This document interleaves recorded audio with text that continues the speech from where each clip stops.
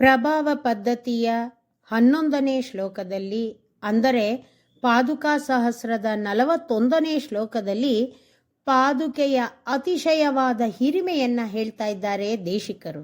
ಶ್ಲೋಕ ನೋಡೋಣ.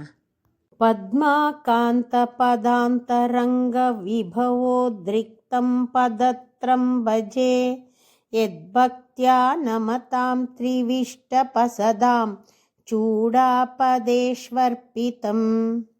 ನಿತ್ಯಾಪೀತನಕೇಂದುದೀದಿತಿ ಸುಧಾ ಸಂದೋಹಂ ಉಚ್ಚೈರ್ವಮತಿ ಅಂತರ್ನೂನಮಮಾಂತಮಂತಿಕ ಲಸತ್ಶೇಷಾ ಪಟಚದ್ಮನ.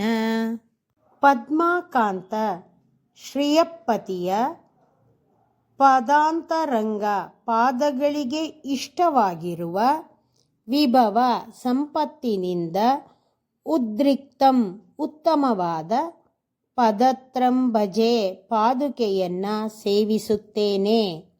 ಯತ್ ಯಾವ ಪಾದುಕೆಯಾದದ್ದು ಭಕ್ತ್ಯಾ ನಮತಾಂ ಭಕ್ತಿಯಿಂದ ನಮಸ್ಕರಿಸುವ ತ್ರಿವಿಷ್ಟಪಸದಾಂ ದೇವತೆಗಳ ಚೂಡಾಪದೇಶು ಅರ್ಪಿತಂ ತಲೆಗಳಲ್ಲಿ ಇಟ್ಟುಕೊಂಡಿದೆ ಎಂದು ಅಂತಿಕ ಸಮೀಪದಲ್ಲಿ ಲಸತ್ ಪ್ರಕಾಶಿಸುವ ಶೇಷಾಪಟ ಪರಿವಟ್ಟದ ಛದ್ಮನ ವ್ಯಾಜದಿಂದ ಅಂತಹ ಒಳಗೆ ಅಮಾಂತಂ ಅಡಗದೇ ಇರುವ ನಿತ್ಯ ಆಪೀತ ಯಾವಾಗಲೂ ಕುಡಿಯಲ್ಪಟ್ಟಿರುವ ನಖೇಂದು ನಖಗಳಾದ ಚಂದ್ರನ ದೀದಿತಿ ಕಾಂತಿಯಾದ ಸುಧಾ ಸಂದೋಹಂ ಅಮೃತದ ಸಮೂಹವನ್ನು ಉಚ್ಚೈ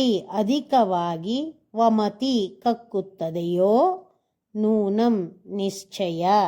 ದೇವತೆಗಳು ಭಗವಂತನ ಪಾದಕ್ಕೆ ತಲೆಬಾಗಿ ನಮಿಸಿ ಪಾದುಕೆಯನ್ನು ತಮ್ಮ ತಲೆ ಮೇಲೆ ಇಟ್ಕೊಳ್ತಾರಷ್ಟೆ. ಹಾಗೆ ಇಟ್ಕೊಳ್ಳುವಾಗ ದೇವತೆಗಳ ತಲೆಗೆ ಬಿಳಿಯ ಪರಿವಟ್ಟವನ್ನು ಕಟ್ಟಿ ಅದರ ಮೇಲೆ ಪಾದುಕೆಯನ್ನು ಇಡಲಾಗುತ್ತೆ. ಆ ಬಿಳಿಯ ಪರಿವಟ್ಟವು ದೇಶಿಕರಿಗೆ ಪಾದುಕೆಯು ಭಗವಂತನ ಪಾದದ ಉಗುರಿನ ಕಾಂತಿ ಎಂಬ ಅಮೃತವನ್ನು ಅತಿಯಾಗಿ ಪಾನ ಮಾಡಿ ಅದು ಒಳಗೆ ಹೋಗಲು ಸಾಧ್ಯವಿಲ್ಲದಂತಾಗಿ ಹೊರಗೆ ಸುತ್ತಲೂ ಶೇಷವಸ್ತ್ರದ ರೂಪದಲ್ಲಿರೋ ಹಾಗೆ ಕಾಣ್ತಾ ಇದೆ.